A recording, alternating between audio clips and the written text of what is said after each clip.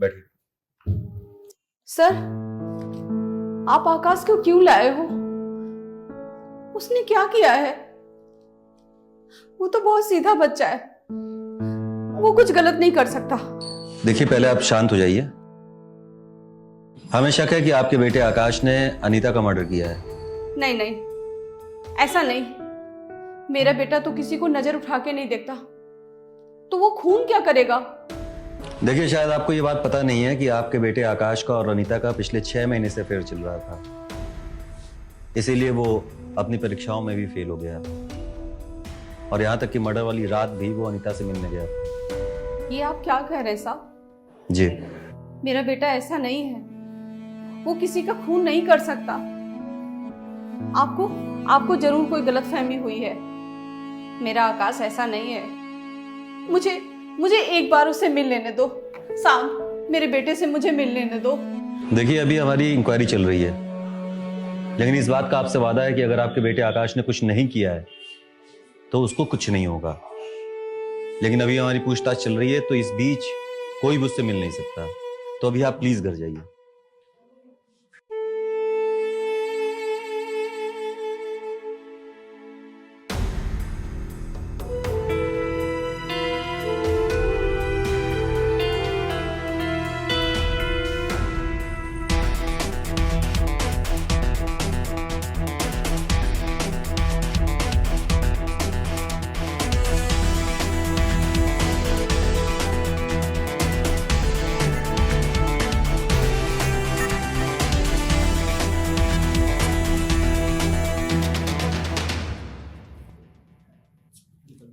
Sir हम्म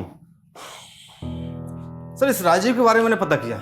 इसके life में सबसे ज्यादा इंपॉर्टेंट था पैसा, और कुछ नहीं। सर ये कल निकला तो इलाहाबाद के लिए था, लेकिन वहां पहुंचा नहीं, बल्कि अपने इसी शहर में था, किसी होटल में अपनी गर्लफ्रेंड के साथ। बहुत अच्छी बात है। इसका मतलब राजीव का भी अफेयर शुरू है।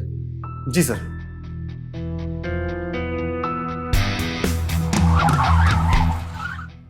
सर मुझे अभी भी समझ में नहीं आ रहा है कि मुझे यहाँ पे क्यों लाया गया है। ये पूछने के लिए कि तुमने अपनी बीवी को क्यों मारा है। व्हाट? जी सर मैं अपनी बीवी को क्यों मारूंगा? और मैं पहले भी आपको बता चुका हूं कि उस रात मैं घर से बाहर गया हुआ था। अच्छा, कहाँ गए हुए थे?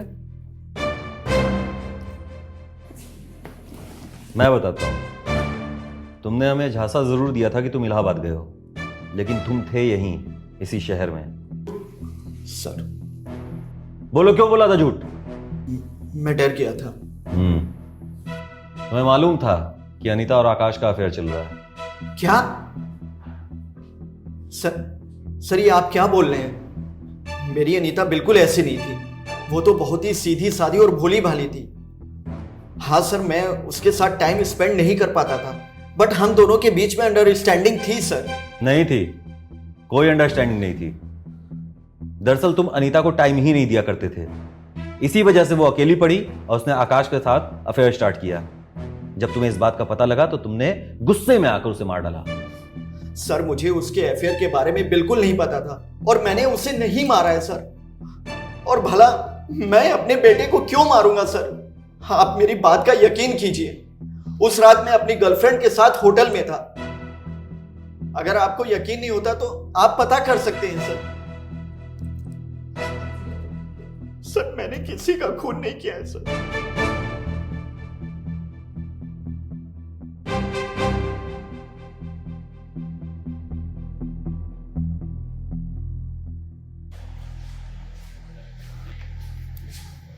मैडम, मुझे मेरे आकाश से मिलना है, उसके लिए खाना लाई हूँ। कल से भूखा है मेरा बेटा। आप बैठिए, अभी मैं सर आते हैं, मैं आपकी बात कराती हूँ सर से।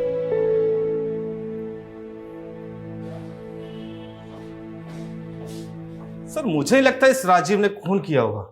वो तो कुछ भी बोलेगा। ये कंफर्म तो तभी होगा जब फॉरेंसिक रिपोर्ट आएगी। वैसे भी 100 तक रिपोर्ट आ ही जाएगी। गुड। मुझे समझ नहीं आ रहा था कि आखिरकार अनीता का कत्ल किसने किया है। मोटिव राजीव और आकाश दोनों के पास थे, लेकिन इन दोनों में से किसी के खिलाफ मेरे पास कोई पुख्ता सबूत नहीं था। अब मुझे इंतजार था तो फॉरेंसिक रिपोर्ट का। ये देखता हूँ क्या कर सकता हूँ उसके लिए।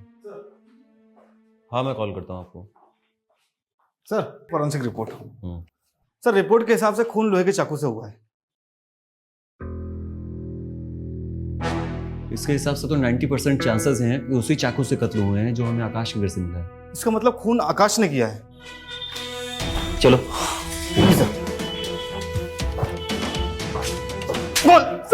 रुक जाओ, तो बता दे।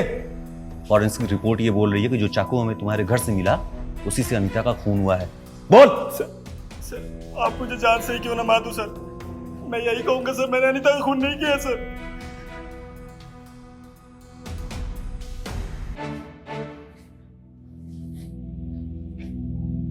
और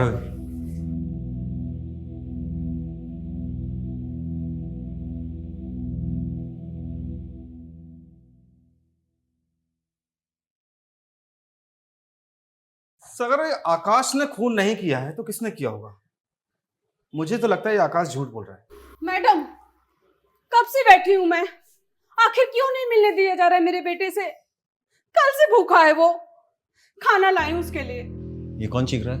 सर वो आकाश की माँ आई है, खाना लेके मिलने के लिए बोल रही है। शांत करो। एक बात बताओ, आकाश की फैमिली में आकाश और आकाश की माँ ही है ना बस? हाँ सर। अंदर लेके आओ। जी सर। साहब, मुझे मेरे बेटे से मिलना है। ये लोग मिलने नहीं दे रहे मेरे बेटे से। देखिए ममता जी, अब मुझे तो ऐसा लगता है कि आप अपने बेटे से कभी नहीं मिल पाएंगी। ऐसे कैसे नहीं मिल पाऊंगी साहब? क्योंकि आपके बेटे ने कत्ल किया है अनीता और उसके बच्चे दोनों का। अब तो फॉरेंसिक रिपोर्ट ने भी बता दिया कि जो चाकू आपके घर में पाया गया है उसी से कत्ल हुआ था, तो अब तो उसे फांसी होगी। ऐसे कैसे उसने खून किया है? उसी ने किया है? नहीं साहब, उसने खून नहीं किया। तो किसने किया है फिर? मैंने। अच्छा, कैसे किया है? हाँ हाँ, मैंने खून किया, अनीता का और उसके बच्चे का भी। वो मेरे बेटे की जिंदगी बर्बाद कर रही थी। आकाश जब फेल हो गया था तब मुझे बहुत गुस्सा आया। मैंने ये सोच लिया कि शायद ये मेरी बदकिस्मती है जो आकाश फेल हो गया। पर उस रात आकाश को मैंने अनीता से बात करते हुए सुना तो मुझे बहुत गुस्सा आया। मैंने बोला ना मुझे बात नहीं करनी है। एक बार में समझ में नहीं आता क्या तुम्हें? क्या ठीक कर दोगी तुम? क्या आता है तुम्हें बताओ, सिवाय अपने हवस मिटाने के? हाँ, मुझे सब पता है मैं क्या बोल रहा हूं। मैं आता हूं।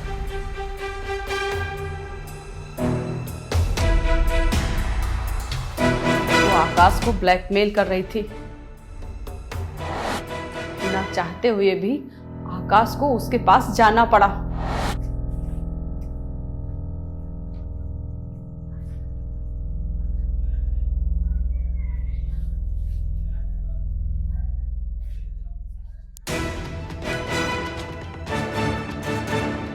मुझे बहुत गुस्सा आया साहब। वो मेरे बेटे का करियर खराब कर रही थी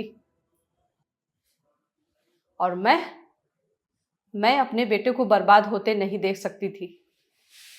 इसीलिए मैंने उसे मारने का फैसला ले लिया। थोड़ी देर बाद जब आकाश वापस आया तो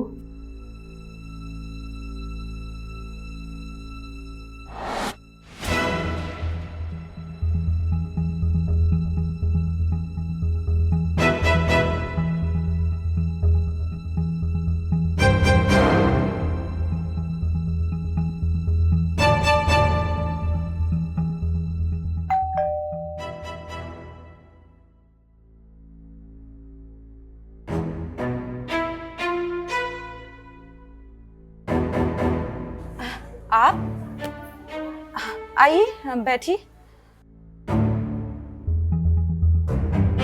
आप इतनी रात में कोई बात है क्या? हाँ, तेरे से ही बात करने आई हूँ। हाँ तो बताइए ना। क्यों क्यों बर्बाद कर रही है मेरे बेटे को? क्या बकवास कर रही हैं आप? बकवास कर रही हूँ? मैं सब जानती हूँ। तेरा और मेरे बेटे का अफेयर चल रहा है और तू उसे बर्बाद कर रही है। अच्छा, तो आपको पता चल ही गया। अच्छा है, वैसे आपको एक बात तो पता होगी ना कि ताली कभी एक हाथ से नहीं बजती। आपके बेटे और मेरे बीच जो कुछ भी हुआ वो हम दोनों की मर्जी से हुआ, और अब आपका बेटा कह रहा है कि वो मेरे साथ नहीं रहना चाहता। ऐसे कैसे नहीं रहना चाहता? मैं आपके बेटे को किसी भी कीमत पे अब छोड़ नहीं सकती। ऐसे कैसे नहीं छोड़ सकती? हाँ, ऐसे कैसे नहीं छोड़ सकती मेरे बेटे को? क्या कर लेंगे आप? हाँ? और ये छोड़िए मेरा हाथ।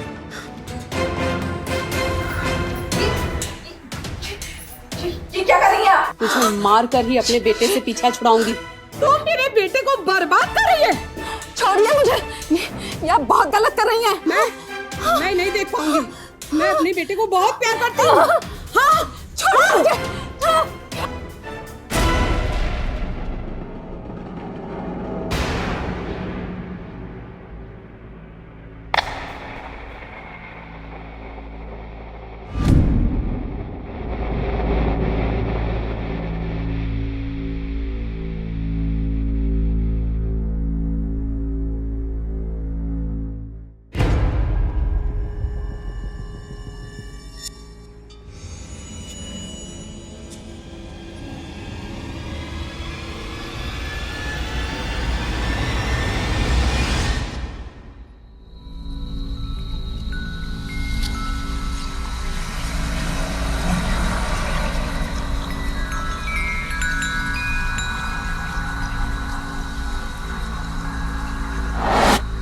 मैंने जो भी किया अपने बेटे के लिए किया।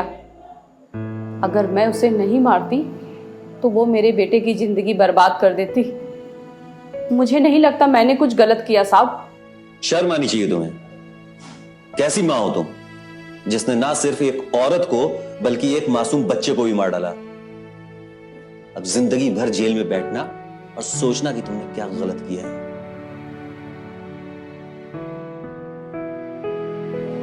ले जाओ इन्हें।